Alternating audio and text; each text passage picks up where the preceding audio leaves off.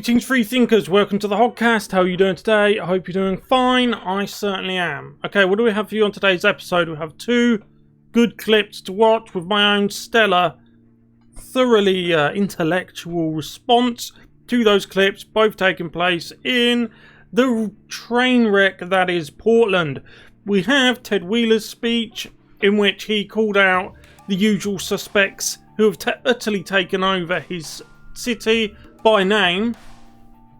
Remember, this is the guy, believe it or not, he actually won re-election. That's how stupid some people are. This guy, they elected him again.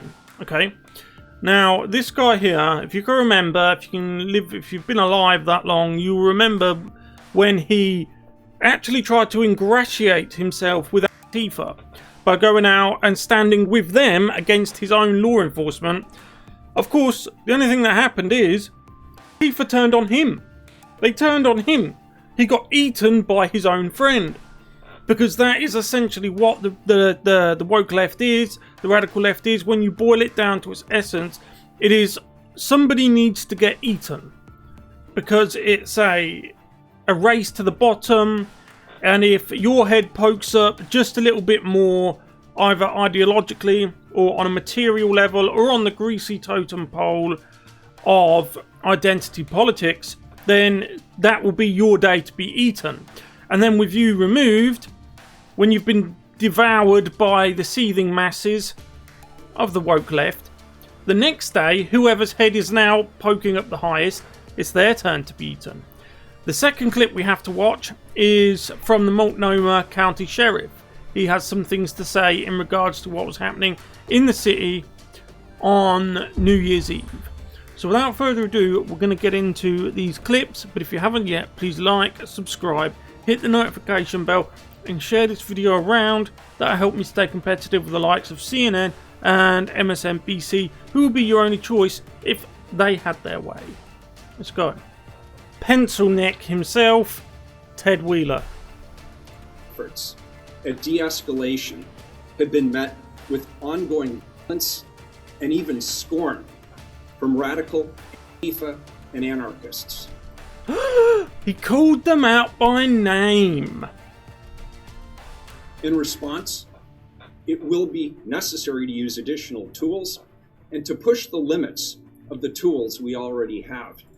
Tools is a socialist word. You know the woke left that do this. They change words to either make something sound worse than it is or something sound better than it is.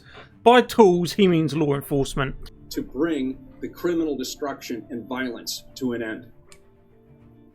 Lawlessness and anarchy come at great expense and with great risk to the future of our community.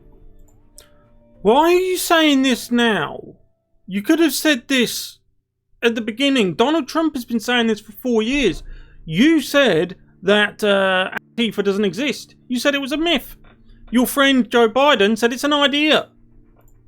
It's time to push back harder against those who are set on destroying our community and to take more risks in fighting lawlessness.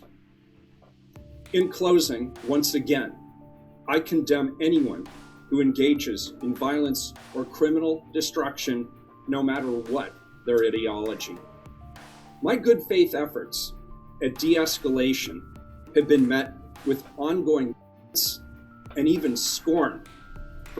So, if they were right-wing people, would have you tried to do the de-escalation routine? Would have you tried to ingratiate yourself with them against law enforcement? No, you wouldn't.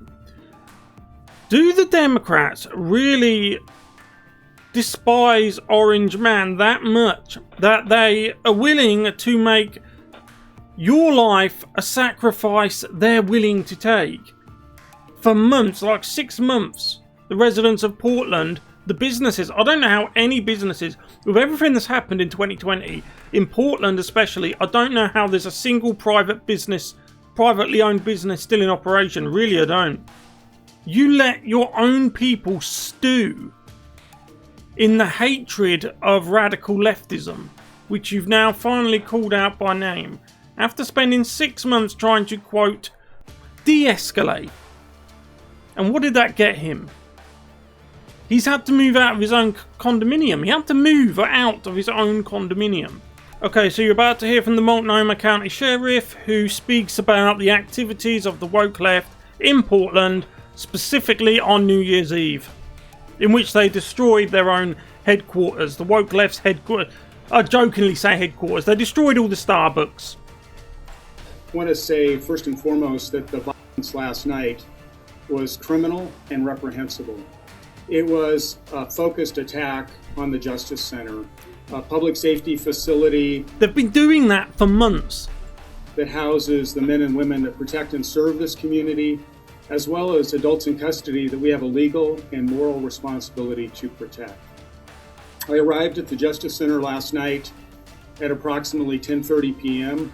and upon arrival saw a large fire at 2nd and Main, store windows that had been broken out, and debris filling the street in front of Central Precinct, where it was apparent that the building itself had come under attack. Staff inside briefed me and told me that there had been an attempt to breach the Justice Center and that individuals had tried to force their way into the building and were unable to do so. Commercial rockets were being fired at the building, and a Molotov cocktail had been thrown as well. The Hatfield Courthouse soon thereafter came under attack, and there was an attempt to breach the fence, which drew the federal police services out, and they came under attack. As they tried to push the crowd away from the fence, they were attacked with commercial rockets, fireworks, and bottles filled with paint and rocks the size of baseballs. You've been playing with fire for too long, and the only reason you've allowed them to get away with all this is because they are on your side of ideological divide. Had they have been MAGA hat wearing Trump supporters, do you think they'd be allowed to do this every night, every day, for 9 months? They wouldn't have got away with it for 9 hours, let alone 9 days, 9 weeks, 9 months. It would have been unthinkable 10 years ago. Imagine 10 years ago, a group of people trying physically to break into a justice centre using rocks, fireworks, bottles full of liquids, various liquids, and Molotov cocktails. I mean, 10 years ago that was unthinkable. 10 years ago that would have got you 6 foot under the ground, if you get my meaning. But now, you get Ted Wheeler begging and pleading, trying to ingratiate himself with them. I don't know how there's any police left in Portland. I mean, you're in between a rock and a hard place. The rock being Antifa, and the hard place being the people above you who both hate you and at the same time need you to fix their problems. Not problems you made, not problems we made, not problems the people made. The problems they made themselves by trying to fraternise with Marxists and socialists who want to pull America down. Police officers and deputies responded to assist them and protect them. We too came under attack. And it was absolutely criminal in nature what was occurring in the streets. And even though a riot had been declared and people had been ordered to disperse, that was some sort of didn't panic appear attack. that anyone heeded that direction. And we What's had happening to try and de-escalate and move back, but we came under attack as we I'm going to stop it there because he used to be having some sort of spasm attack. did that direction. And we had to try and He's spazzing out, look. de-escalate and move back, but we came under attack as we did.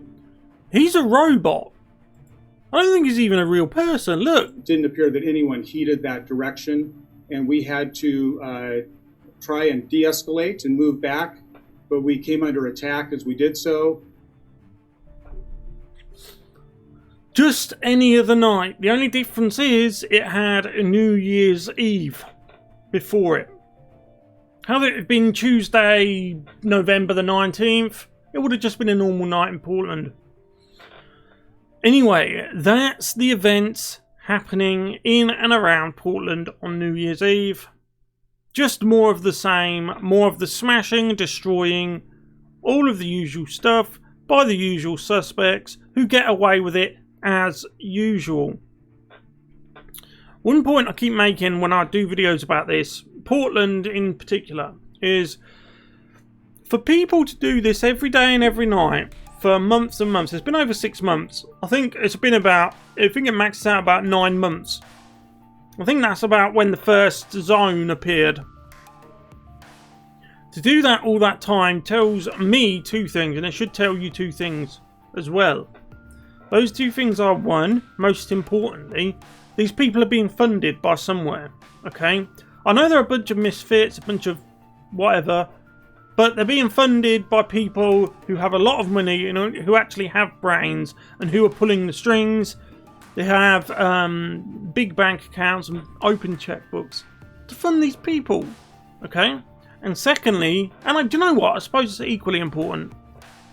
It tells you that these people are evil. They're not having a tantrum. A tantrum, even from the worst adult toddler, doesn't go on for 9 months, okay?